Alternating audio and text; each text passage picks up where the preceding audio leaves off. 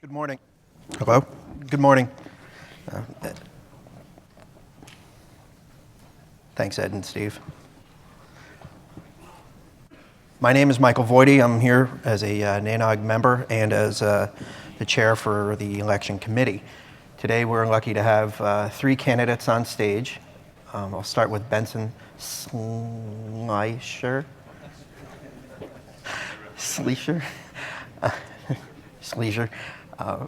Brad Ramo, thank you, and Patrick Gilmore.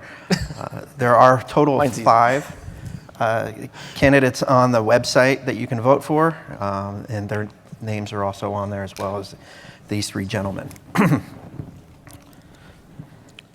I have the first question I have today is a two-part question, and I'm going to start with Brad. Okay. How did you join the network operations industry and start attending NANOG? Do you think it's easier or more difficult for new entrants into our industry? So I attended my first NANOG, it was in Denver. I think it was in the 50s. I wanted to attend, so I started in the industry in the Network Operations Center at Limelight Networks. I was a level 1 NOC technician. I had zero experience in the industry. I actually used to repo cars before I got into this industry. So I had a boss that took a chance on me, and I got in. Like most people, when they get into a NOC, they want to do as much as they can, build their career up, and get out of the NOC. So I pushed as hard as I could and finally made it out of the NOC itself and focused on interconnection. I had a boss who was kind enough to invite me to my first NANOG. Once that happened, I instantly fell in love with the community and wanted to do as much as I could and attend as many as I could. Excellent. Patrick? I don't know why I don't have a microphone, but they put one on my shirt. So my first NANOG was a long time ago. It was actually in the 90s. And I was in the networking field for enterprises before that. I got a job at an ISP, national service provider, went to my first NANOG, and much like Brad, I fell in love with the community. I think it was a great way to get to know people. So I've always said that networking is not just about, router BGP foo. It's actually making people talk to each other, and then they make the routers talk to each other. And I've said this many times publicly and privately that I honestly believe there is something strange inside of a human being's head when they look another person in the eye physically close to each other.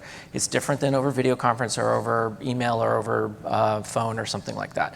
Just something changes that when I come to an NANOG and I see somebody in person, I shake their hand and I talk to them for even 5 minutes, then 6 months later and I need to call them up for some reason, things go better, they go smoother, and that's a big reason why I think NANOG is so important still to this day to this community. It was easy for me to get in, but I got really lucky. I got a sweet job that let me go and things like that, and a lot of people, even back in the 90s, didn't have such luck. Today, I actually think it's harder to get into NANOG. It's easier to get into the industry because there's lots of open jobs, especially at the lower levels, but it's harder to get into NANOG, and this is one of the things that I've been working on, and I think Edward is actually doing a good job changing inside of NANOG, but I think it's harder as a low-level employee to get the budget or whatever it takes to come to a place like NANOG, but I think it's vital for us to try and make that easier for people. Thank you. Our second question, I'm going to again start with you, Brad. What do you think about the newcomers lunch, and do you feel that it succeeds in welcoming new participants? So I think the newcomers lunch is great. I've been volunteering at it for several years now as a veteran to help introduce newcomers to the conference. I like the format. I think we could probably do a little bit more to make it more inviting for newcomers to attend the lunch. Currently, we have a sign, you show up, you have lunch, you sit down at a table with somebody who's been around for a while to give you a little information about NANOG, to answer any questions. I feel like we should be promoting it a little bit more than we actually are. Most of the people at that time are just trying to find a spot to eat lunch, in all honesty. So it's either you fall into the room with the newcomers lunch or you go to the general lunch. But I think we should be doing more to promote the newcomers lunch and to start making it even more welcoming than we already have. Thank you for your response. Patrick, this next question is for you. What, if anything, should NANOG do to ensure that NANOG is diverse and inclusive going forward? That's a tall order. So there's a lot of things that we could do, some things that we should do, and we are actually trying to do many of them. First of all, I think the code of conduct is a good example. There's lots of people that don't know certain things are bad. There's lots of people that have acted bad in the past, and there's things that we need to change going forward. But mostly what I want, and I'll be real honest, I'm not 100% sure how to reach this point, but mostly what I want is when somebody walks in, doesn't matter where they're from or what gender they are or anything else, that they feel 100% comfortable being in here and talking to anyone else in the room. The only thing that should matter is, do you have good ideas and are you logical? And a lot of people say that, but the problem is that whether or not that's the goal, whether or not that's what NANOG stands for, you can still come in here and feel held back based on things that have happened 5, 10, 20 years ago, things that happened outside of NANOG. And so trying to figure out a way for NANOG to encourage people to get past that is a really good idea. The problem is, I'm a middle-aged white dude. So I don't understand, I've got ideas, but I don't understand exactly what it takes. This is why we reach out to people to do things like the Women in Tech Lunch, why we encourage people to, run for the board. I asked Susan to run for the board, and she got on, and now we have, more female voices on the board, things like that. And these are the kind of things that we need to do to make sure that that we can get that inclusiveness, because I'm not going to get the answer. I am not the right person to ask to solve that problem. I'm just the person to ask to help whatever ideas you have to solve the problem. Thank you, Patrick. Benson, this next one is for you. Can you elaborate on the experience and skill set that you possess that would help make NANOG more successful? Well, I have some experience outside of NANOG. I won't recite my resume here, but there are a few experiences there that I think translate well. In particular, organizing groups of volunteers in, let's say, the IETF or in other volunteer organizations. Everything that happens here, don't get me wrong, the staff makes everything happen here, but it is really driven by the direction that the volunteer board and the volunteer program committee bring. So I think, frankly, that's the main thing I'll be able to bring, is the ability to bring people together, to lead without pushing, find a good balance there. I think also there's some things that NANOG needs to consider, and some of them I have more or less experience with, but ways to bring more education, it may be even formal education or certification. I don't know the answer there. I think also better tools for bringing people together. We have, to build on what the other two have said, we have a room of people, some of whom have known each other for a long time, some of whom are new and don't know how to get into the club, right? I think there are things we can do to make that easier. The Newcomers Lunch is certainly one of them, but there are maybe other tools that I have some experience with, I think we should bring to the community. Thank you for your response. I'm going to tap you again for another question. Which of these potential topics would keep you up at night as a board member? NANOG meeting sizes, diversity, educational outreach, and financial solvency? Well, all of them. I think to be fair, the one I would worry about the least is the attendance, right? If we put on a good program and we have good reasons for people to be here, people will come as much as the economy enables. So I think that'll be sort of my least concern. But if we start to dip off, that brings my concern up in the area of finances, right? We're driven by sponsorships, we're driven by members, and the money that members pay. If membership starts going down, sponsorship starts going down, right? We could be in a bad spot. We're not there right now, as far as I know, so I wouldn't worry too much. I think in terms of what I would focus the most on in the next few years would be diversity, inclusion, bringing in that next generation. Thank you. Brad, this next one is for you. What are your top 3 initiatives you think NANOG should focus on?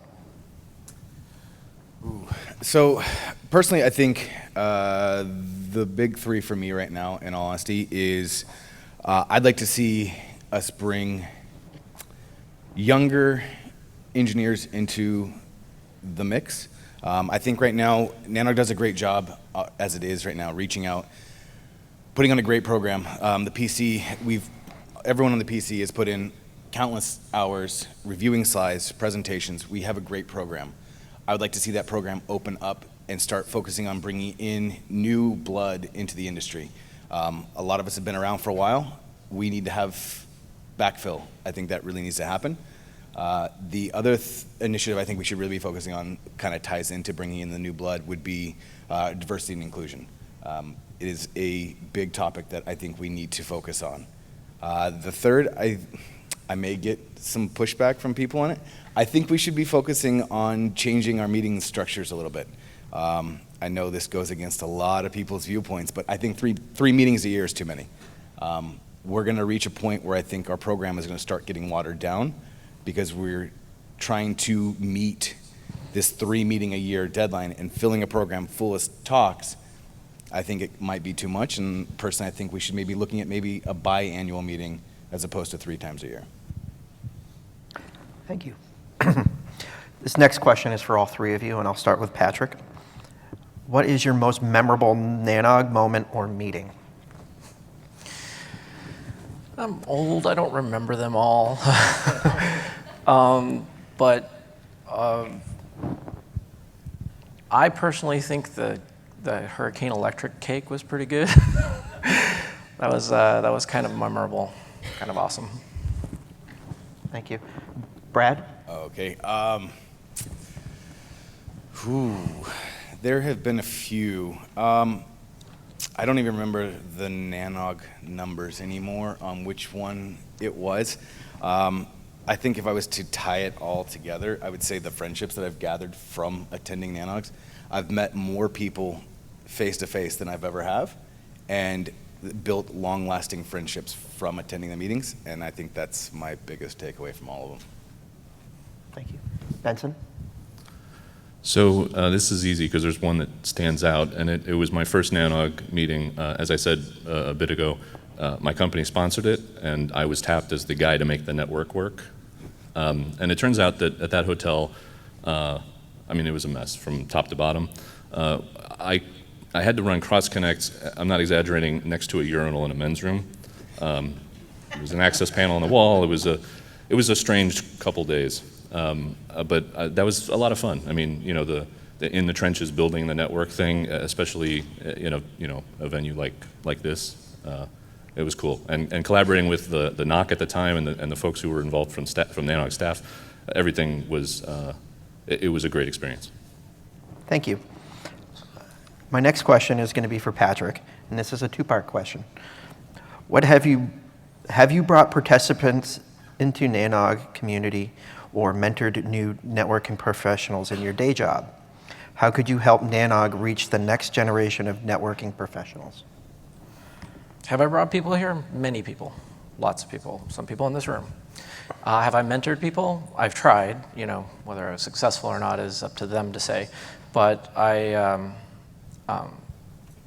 go out of my way to make sure that the people who are trying hard, if they don't have the knowledge or they don't have the experience or they don't know what they're doing, but they're trying and they're looking for answers, I go out of my way to try and help them because that's the best way to get people comfortable to be here, right? And it's a little bit of a meritocracy, it's a little bit of a ego fest, but in general, people feel more comfortable when they actually feel that they have a good grasp of the subject matter at hand. And so I want to make sure everyone feels comfortable asking questions and everyone gets the answers without feeling condescended to. How do we bring more people in here?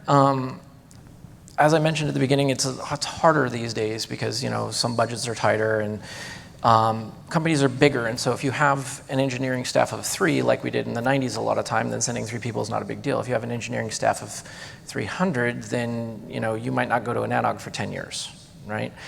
And I think one of the ways to do that, I'm very proud of the things that we've done with the educational outreach we've done, getting the students in here. We just had a student ask a question. And by the way, Brad told me this, I'm not trying to take credit for it, but he pointed out that we just had a student ask a question at a keynote of Paul Vixie. I don't know if the guy knows who Paul Vixie was, but that's huge, that's enormous, it's very different than normal. And I like that everyone feels comfortable doing that. More ways to get people involved, I'm not sure, we're working on it, but most of our efforts tend to concentrate on the education side. I'd like to see us move a little bit more into like how do junior knock techs get here, and I'm not sure how to answer that question yet, but it's something we should work on. Thank you. My next question is for Brad. Strategically, what do you think are the biggest opportunities or challenges for NANOG as an organization, and what qualities do you bring to the board of directors to ensure a successful outcome for a NANOG membership? Yeah, that's a lot. Can you repeat that first part again? I'm sorry. Strategically, what do you think are the biggest opportunities or challenges for NANOG as an organization, and what qualities do you bring to the board of directors to ensure a successful outcome for the NANOG membership? Wow, so I would think right now some of the biggest, without having purview of what's actually been dealt with on the board, I think some of the biggest issues I personally could see would be maintaining our attendance and growth, bringing in new people, and then also how do we get sponsorship? How do we get new companies to donate money to sponsor events? How do we focus on that? How do we continue doing what we're doing? I think that's the biggest focus. Again, without having purview of what actually happens in the board. And then bringing in the college students and the immersion that we're working on with the college immersion, I think is going to be a big focus. To your second part, what I bring, I think, a different perspective. I come from a completely different background, completely different focus. I happenstance fell into the internet business. Was just dumb luck, fell into it and fell in love with it. I think I bring a different perspective. I come from a completely different background that hopefully will bring new ideas to NANOG, but then again, my ideas may not be the best. So what I can do is I can bring support. I've been on the PC now for, what are we at, almost 3-4 years? Something like that. So I've been a part of NANOG. I want to do it no matter what. If whatever happens with the election, I'm still going to try to volunteer and help out as much as I can. I want to see this organization succeed and continue to put on fantastic conferences going forward. Thank you very much. Benson, this next question is for you. What role should NANOG play in developing the next generation of network engineers, and what could the NANOG board do to ensure that our community, what could the NANOG board do to ensure they see our community as positive, diverse, and inclusive? Sorry, that was a mouthful. No, that's good. It's actually, I think, one of the hardest questions and most important for NANOG to address. I have some ideas. I don't know that they're the right ones, but as an example, we historically have focused NANOG on the meeting, NANOG. The mailing list has been a huge resource for so many people, but not everyone in our industry focuses on email anymore. I mean, frankly, most of my email is trash, right? I think there might be other ways. We have sort of the building blocks in our website with the profile tool and membership and things like that. We might have building blocks there that we could add to create other ways for people to get involved in NANOG, even if they're not at the meeting. Maybe access to more educational material online, the ability to establish small groups, to find people that are like-minded, have the same interest. I don't know all the details, but at a high level, I think there are a lot of opportunities there outside of the meeting, and that's probably where I would focus. Thank you. Patrick, this next one is for you. How would you encourage community engagement? Community engagement. That's a good question. I think we're a pretty engaged community. One of the things I like about Nanog is it's not 20,000 people, so you walk down the hall and you actually recognize half or more of the people if you've been here a few times.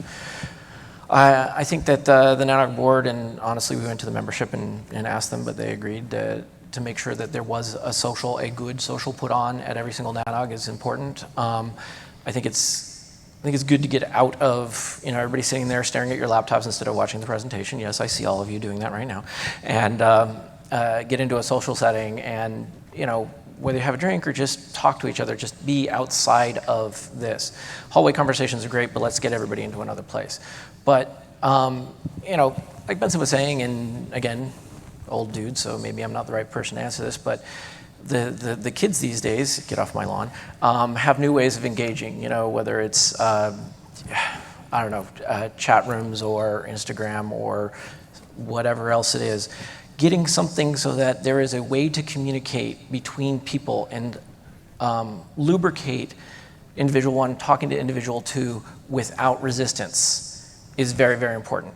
How we do that, we've already tried a few different ways. Some of them failed, some of them worked. We should keep trying to get each and every one of the community, not just the people in this room or the people at the conference, but everybody in the community to be able to talk to somebody else efficiently and without roadblocks in their way. Thank you, Patrick. This next question is for you, Benson, and this is a two-part question again. How would you describe the Nanog community to a newcomer to Nanog? What is special and unique? How can they make new professional connections? So I'd probably honestly start off by saying it's a bunch of old white dudes, as a way to break the ice and the tension around introducing yourself, get in front of people, say hello. I know for myself, going to any new event where I don't know people, it's not fun. So I think helping people get sort of past that barrier, finding people that are like them or people that are going to be nice to them, answer questions, introduce them to other people. I think that's a key. If you could remind me the second part of your question. What is special and unique? How can they make new professional connections? Oh, well, I think I almost answered that with my first answer, but this community, these are the people who make the internet work. Some of these people sell things to the people who make the internet work, right? There's a very concentrated set of maybe arcane knowledge at these events. I think if you attend Nanog for that, for that content, for that set of relationships and knowledge, you can make the most of it. I'm not sure I have much more to add. That's good. Thank you. Our last question, and it's just for you, Brad. What makes you stand out as a potential new member of the board of directors? That's kind of a difficult question. I don't like talking about myself. What makes me stand out, I think, if anything, is my drive to see this organization succeed. I've put a lot of time and hours into the program committee, previously the communication committee that we used to have before we disbanded it. I've put a lot of time and effort into making sure this isn't a successful event every time we have a meeting. I want to put that same drive and focus into making Nanog the best it could be.